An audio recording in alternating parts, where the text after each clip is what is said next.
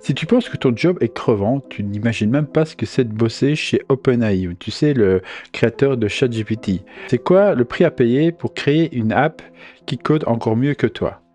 Alors, il y a un mec qui sait de quoi il parle, c'est Calvin French Owen, qui a cofondé Segment, vendu 3,2 milliards de dollars à Twilio. Ensuite, qu'est-ce qu'il a fait? Bah, il est passé chez OpenAI comme ingénieur, chef de projet.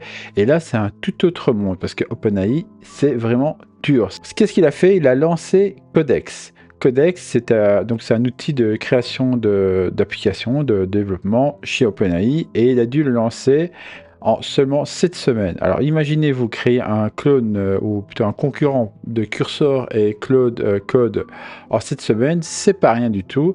Et donc ça a fait beaucoup de sprints jusqu'à minuit tous les jours. Donc littéralement tu travailles au bureau, zéro équilibre vie professionnelle, vie privée, ça a complètement oublié, que du rush, rush, rush. Mais ça a marché puisque l'application est bien sortie, enfin le modèle est bien sorti et il est fonctionnel.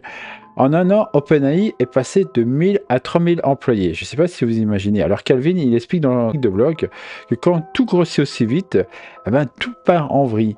Eh ben, ça signifie des communications en panne, du recrutement instable, des chaînes de validation floues et des lancements de produits en panique. Mais bon, pas de drama, surtout un signal faible. Il n'est pas parti fâché, mais juste épuisé. Il a envie de retourner dans l'univers des startups, mais il laisse derrière lui un témoignage rare, super intéressant dans cet article de blog.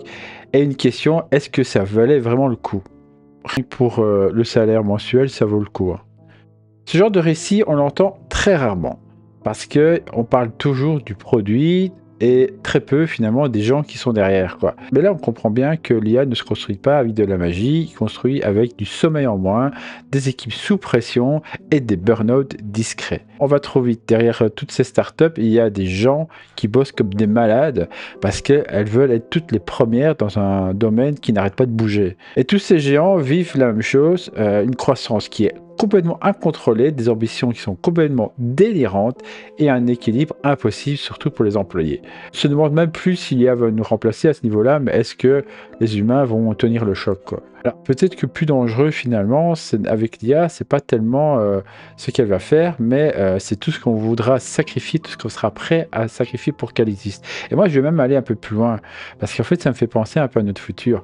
Quand les entreprises vont mettre en compétition des IA et des humains, est-ce que nous aussi, on va bosser tous les jours jusqu'à minuit pour garder notre job?